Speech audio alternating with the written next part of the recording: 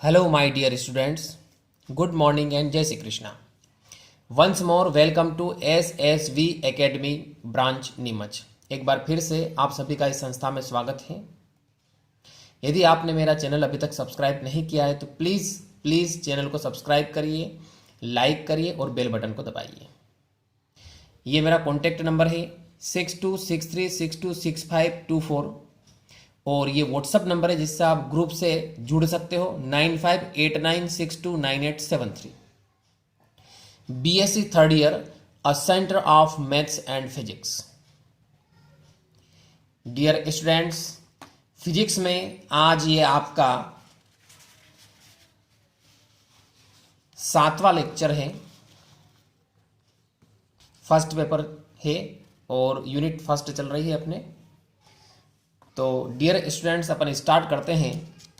आज का टॉपिक है कॉन्सेप्ट ऑफ श्रोडिंगर इक्वेशंस। जो लास्ट वीडियो में मैंने आपको बताया था कि एक बहुत ही आईएमपी क्वेश्चन है श्रोडिंगर्स इक्वेशन, जिसमें ऑपरेटर्स डेल स्क्वायर और डेल का यूज होगा। सो वो वीडियो मैंने आपको पहले ही क्लियर बता दी थी।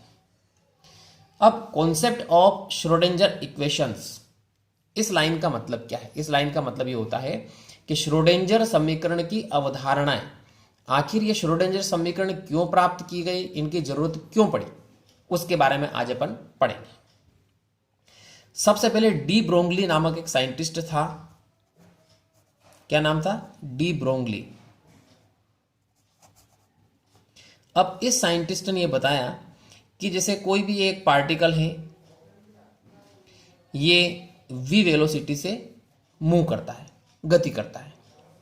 तो डी ब्रोंगली कहता है कि इससे एक द्रव्य तरंग जुड़ी हुई रहती है और ये जो तरंग होती है, ये तरंग u वेग से चलती है। क्लियर? और पार्टिकल किस वेग से चल रहा है? v वेग से चल रहा है, यानी v वेलोसिटी से चल रहा है। अब इसमें बताया गया कि इस पार्टिकल से केवल एक द्रव्य तरंग जुड़ी हुई रहती है और ये इतनी फास्ट चलती है कि इसकी जो वेलोसिटी होती है u, वो पार्टिकल की वेलोसिटी से ज़्यादा होती है, यानी u is greater than v।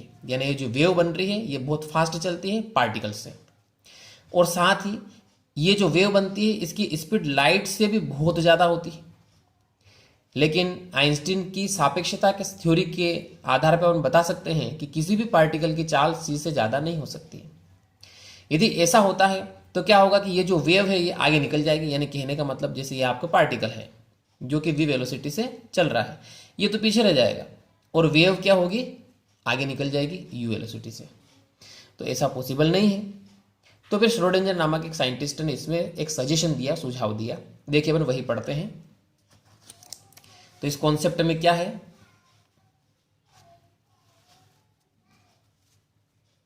Clear दिख रहा सभी को? देखिए, अकॉर्डिंग टू डी ब्रोंगली के अनुसार, a wave associated with etch moving particle, ये पहले भी पढ़ लिया था अपनों ने, यानी प्रत्येक गतिशील कण के साथ एक तरंग जुड़ी हुई रहती है। ये किसके अनुसार है? डी ब्रोंगली के अनुसार है। अब वेलोसिटी ऑफ दिस वेव, यानी इस तरंग की चाल ग्रेटर देन पार्टिकल वेलोसिटी, यानी कण की चाल से ज्यादा होती है, and also greatest than light velocity c, यानी प्रकाश की चाल से भी बहुत ज्यादा होती है। तो ऐसा होगा तो क्या होगा? इन दिस वे, यानी इस प्रकार, the particle will be left behind, जो कण है वो पीछे रह जाएगा और वेव जो बन रही है, तरंग जो बन रही है, वो आगे निकल जाएगी। क्लियर? इस टाइप से जो वेव बन रही है ये आगे निकल जाएगी और पार्टिकल क्या होगा? पीछे रह जाएगा। आगे देखते हैं पर, विच इज नॉट पॉसिबल, ऐसा संभव नहीं है। तो फिर क्या करें? तो फिर श्रोडिंगर नामक एक साइंटिस्ट ने आया इस डिफिकल्टी को हटाने के लिए, यानी टू रिमूव दिस डिफिकल्टी, यानी इस समस्या को, इस प्रॉब्लम को हटाने के लिए, सुलझाने के लिए श्रोडिंगर ने सजेशन दिया। अब क्या सुझाव दिया, क्या सजेशन दिया? देखिए, अ wave packet is associated with etch moving particle, यानी श्रोडिंगर ने कहा कि जो पार्टिकल मूव कर रहा है उसके साथ एक वेव पैकेट जुड़ा रहता है। वेव पैकेट अपनों ने देखो लास्ट वीडियो में पढ़ा था, इस टाइप की इसमें शेप थी, ये देखिए इस टाइप का एक वेव पैकेट पढ़ा था अपनों ने, और ये पार्टिकल यहां पे आ जाएगा। क्लियर। अब इस वेव पैकेट में इस टाइप से इसमें बहुत सारी वेव्स चलती है एक साथ, तो इसको बोलते हैं वेव पैकेट। ठीक है। तो श्रोडिंगर ने क्या सुझाव दिया कि जो पार्टिकल है, इस मूविंग पार्टिकल एंड प्रत्येक गतिशील कण के साथ एक वेव पैकेट जुड़ा रहता है। नॉट अ सिंगल वेव, न कि एक अकेली तरंग, यानी एक अकेली तरंग नहीं होती है, तो फिर क्या होता है, but many waves are present in wave packet, यानी बहुत सारी तरंगे इस वेव पैकेट के अंदर उपस्थित होती है। Clear. For finding the position of particle in the wave packet, ये जैसे वेव पैकेट है, अब इसके अंदर पार्टिकल कहीं पर भी रह सकता है, यहां पे रह सकता है, यहां पे रह सकता है, यहां पे रह सकता है, यहां पे रह सकता है। अब एट प्रेजेंट वो कहां पर है, वो कैसे फाइंड किया जाए, वो कैसे ज्ञात किया जाए, तो उसके लिए श्रोडिंगर ने एक वेव फंक्शन दिया साई। देखिए यही पढ़ रहे अपन। For finding the position of particle, यानी कण की स्थिति को ज्ञात करने के लिए इन अ वेव पैकेट में Schrodinger gives a wave function psi, यानी श्रोडिंगर ने एक वेव फंक्शन दिया है, साइन दिया है, and also gives 2 IMP wave equations, और 2 महत्वपूर्ण समीकरण दी है जिनको श्रोडिंगर के समीकरण कहते हैं। अब देखिए कौन कौन सी समीकरण दी है श्रोडिंगर ने, वो देखते हैं अपन। जो पहली इक्वेशन दी थी उसे बोलते हैं अपन टाइम डिपेंडेंट श्रोडिंगर इक्वेशन। अब टाइम डिपेंडेंट का मतलब ये होता है कि समय पर आधारित, यानी इसको बोलते हैं काल आश्रित। क्या कहते हैं इसको, काल आश्रित, समय पर आधारित। अब क्यों कहते हैं, क्योंकि देखो इस इक्वेशन में आप ध्यान से देखो टी आ रहा है, स्मॉल टी आ रहा है इसमें, इसका मतलब है कि ये जो समीकरण किस पर डिपेंड करती है, समय पर डिपेंड करती है। अब देखिए इसमें आ रहा है अपने इक्वेशन में क्या है, -h क्रॉस स्क्वायर, इसमें h जो है उसमें प्लांक नियतांक होता है, प्लांक कांस्टेंट होता है, उसके ऊपर इस टाइप से एक लाइन डाल देते हैं, तो इसका मतलब होता है h क्रॉस। क्लियर हो गया। तो h cross square upon 2m, इसको बोलते हैं del square psi plus V psi equal to i H cross square, sorry h cross और del psi upon del t. अब इसमें ये जो डेल स्क्वायर आ रहा है, ये ऑपरेटर अपन पढ़ चुके हैं, इसको क्या कहा जाता है, इसको कहा जाता है लाप्लासियन ऑपरेटर। ठीक है, क्या नाम इसका, डेल स्क्वायर, इसको क्या कहता है, कहा जाता है लाप्लासियन ऑपरेटर। ठीक। अच्छा, इसकी वैल्यू क्या होती है, लास्ट वीडियो पर पढ़ी थी अपनों ने, इसकी वैल्यू ये होती है del square upon del x square plus del square upon del y square plus del square upon del z square. ठीक, इट इज क्लियर। अब देखिए आगे अपन बढ़ते हैं। अब ये तो फर्स्ट इक्वेशन थी, अब फर्स्ट इक्वेशन के बाद आती है सेकंड इक्वेशन। अब देखिए सेकंड इक्वेशन कौन सी है, ये देखो दोनों इक्वेशंस आपके सामने हैं। ये ऊपर वाली इक्वेशन होगी जो टाइम डिपेंडेंट यानी काल आश्रित है, समय पर आधारित है, क्योंकि इसमें टी आ रहा है। अब जो सेकंड इक्वेशन है वो है टाइम इनडिपेंडेंट यानी काल अनाश्रित। क्या कहेंगे इसको, काल अनाश्रित। काल अनाश्रित मतलब समय पर आधारित नहीं है। अब आप इस इक्वेशन देखो, इस इक्वेशन में स्मॉल टी कहीं से कहीं तक आ रहा है क्या, नहीं आ रहा है।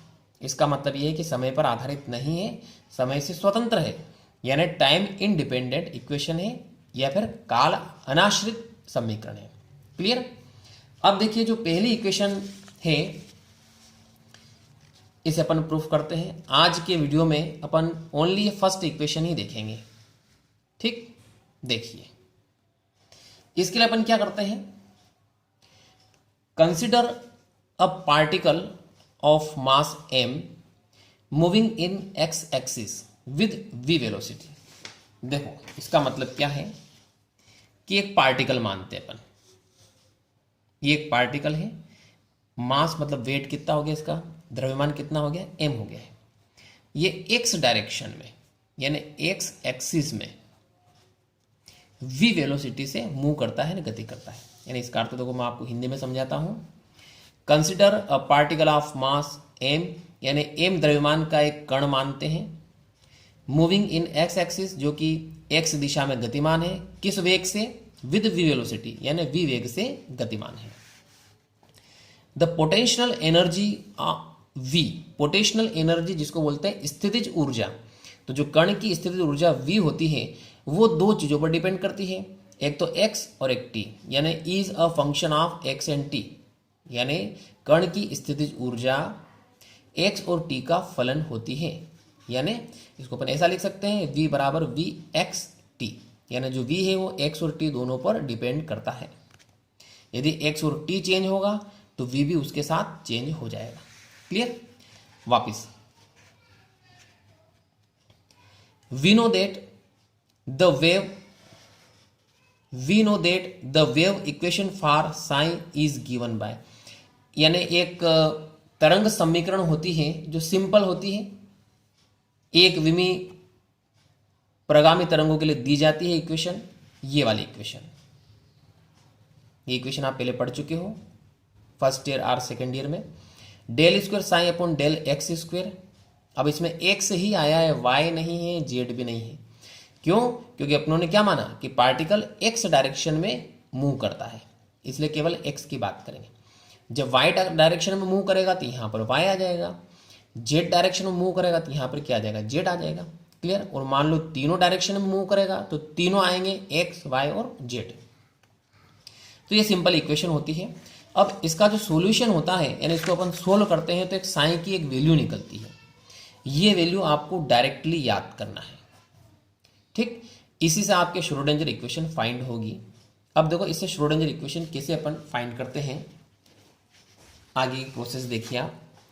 Differential with respect to t, यानी इसमें अपन क्या कर रहे हैं, टी के सापेक्ष अवकलन कर रहे हैं।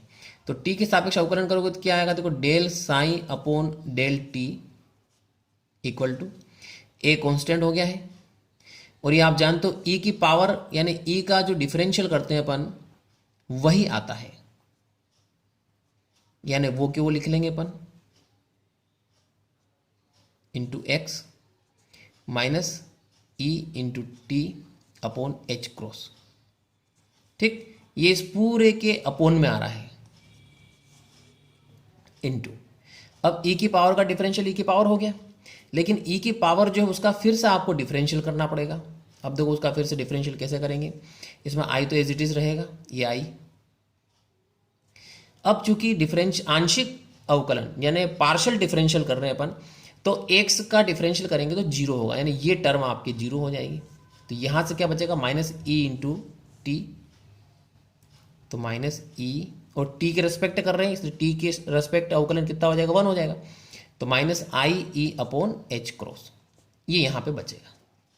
क्लियर? अब देखिए वापिस, ए और ई की power I P x x minus E t upon h cross, इस पूरे की जगह यहां से इक्वेशन फर्स्ट से क्या लिख सकते हैं, वापस अपन साई लिख सकते हैं। क्लियर? तो ये हो गया साई, और ब्रैकेट में क्या आ रहा है, minus i E upon h cross. Clear? अब ये एच क्रॉस क्या है, इसके बारे में मैं आपको अलग से लास्ट में बताऊंगा। आगे सोल्व करते हैं इसको अपन। इधर क्या चल रहा है अपने, del psi upon del t चल रहा है। ठीक, क्लियर यहां तक? अब देखिए अपन क्या करते हैं, यहां से ई साई की वैल्यू निकालते हैं।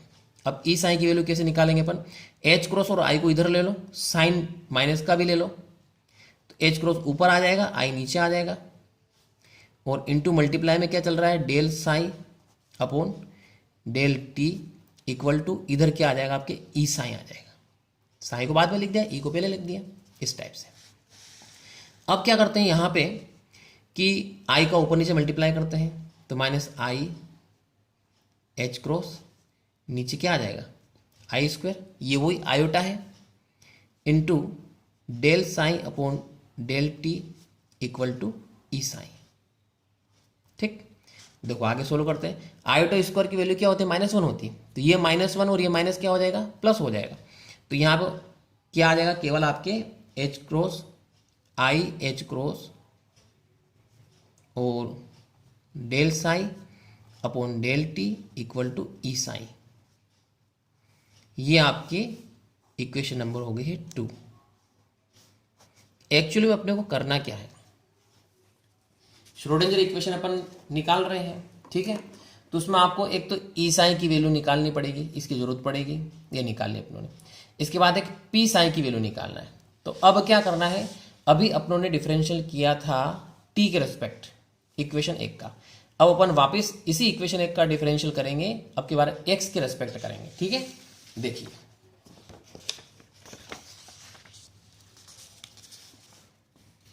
एक्स के रेस्पेक्ट अपन डिफरेंशियल करेंगे तो इक्वेशन फर्स्ट पहले लिख लेते हैं फिर से एक बार। Psi equal to A into e to the power minus plus है आयोटा और ब्रैकेट में पी एक्स एक्स माइनस ई टी अपॉन एच क्रॉस। ये इक्वेशन मैंने रिपीट वापस लिख ली है, देखो ये इक्वेशन फर्स्ट फिर से लिख ली है। अब डिफरेंशियल किसके रेस्पेक्ट करना है अपने को, एक्स के रेस्पेक्ट करना है। तो differential with respect to x, x के रेस्पेक्ट अपन डिफरेंशियल करेंगे तो क्या होगा, देखो del psi upon del x equal to वापस इसका डिफरेंशियल तो वो क्यों हुए आ जाएगा, e to the power i bracket में पी एक्स एक्स माइनस ई t upon h cross. Differential करेंगे तो ई टू द पावर का वो क्यों हो गया, अब इसका वापस करना अपने को। तो देखिए क्या होगा, आई तो ऑलरेडी कांस्टेंट है, एक्स के रेस्पेक्ट कर रहे हैं तो इसमें इस एक्स का डिफरेंशियल 1 हो जाएगा, तो ओनली पी एक्स बचेगा और अपॉन में क्या बचेगा, एच क्रॉस बचेगा।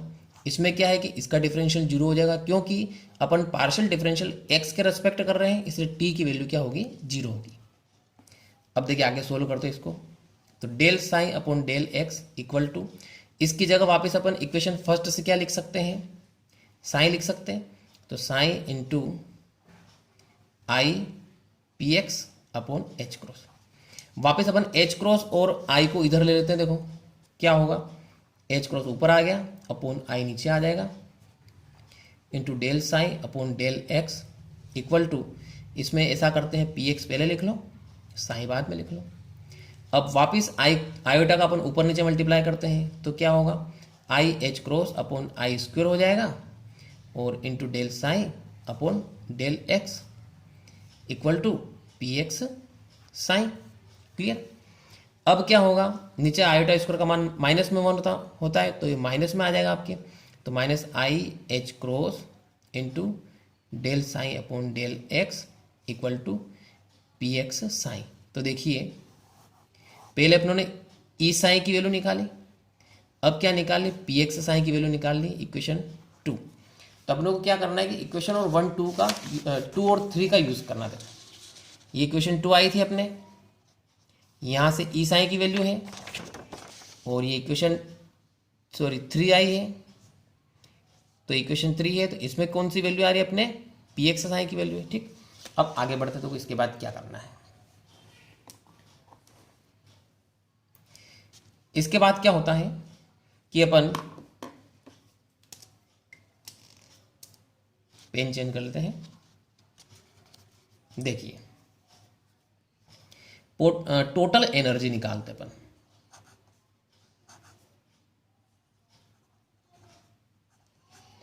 टोटल एनर्जी निकालते हैं तो टोटल एनर्जी का फार्मूला होता है E बराबर P X square upon 2m plus V, ये होता है। अब ये P x square upon 2m ये है काइनेटिक एनर्जी यानी गतिज ऊर्जा, ये स्थितिज ऊर्जा है, ये टोटल ऊर्जा है। अब ये कैसे लिखा आप लोगों ने देखो, तो आप ध्यान से इसमें देखिए, लास्ट में पहले अपनों ने एक वीडियो पढ़ी थी उसमें पढ़ा था कि पी स्क्वायर इक्वल टू होता है 2mk। ठीक, यानी संवेग और गतिज ऊर्जा में ये रिलेशन होता है। यहां से देखो आप k की वैल्यू निकालो, क्या आएगी, पी स्क्वायर अपॉन 2m आएगी। एक्स डायरेक्शन में निकालेंगे तो क्या आ जाएगा, P x square upon 2m, ये के एक्स निकल जाएगा। तो ये काइनेटिक एनर्जी गतिज ऊर्जा हो गई है, ये स्थितिज ऊर्जा हो गई है, ये क्या हो गई, टोटल ऊर्जा हो गई। अब दोनों साइड में अपन क्या करते हैं, साइन से मल्टीप्लाई कर लेते हैं। तो e psi equal to P x square upon 2m plus v और साइन, ये दोनों तरफ अपनों ने साइन से मल्टीप्लाई कर दिया है।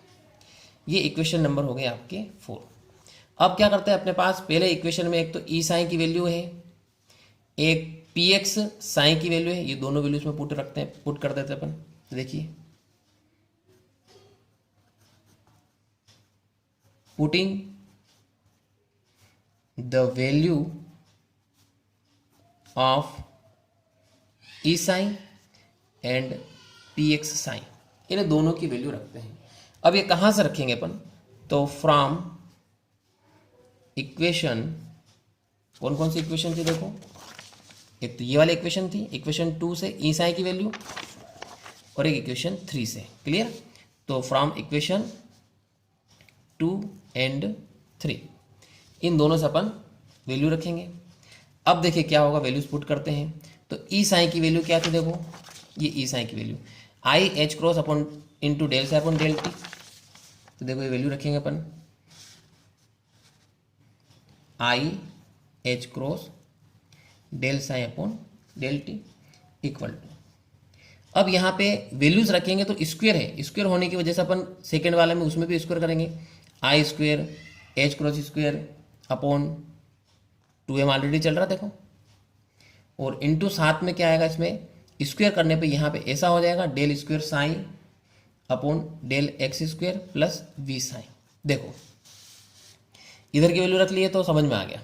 अब इधर की वैल्यू यहाँ पे रखेंगे अपन, तो पी एक्स का स्क्वायर है, तो देखो इसमें इसका स्क्वायर करो आप, तो माइनस का स्क्वायर तो प्लस हो गया, आई स्क्वायर, ये देखिए आई स्क्वायर है। क्लियर? फिर एच क्रॉस स्क्वायर और 2m यहाँ पे ऑलरेडी इसमें चल रहा है, और इंटू डेल से अपॉन डेल टी। अब स्क्वायर किया तो डेल स्क्वायर हो जाएगा अपॉन डेल एक्स स्क्वायर हो जाएगा। क्लियर?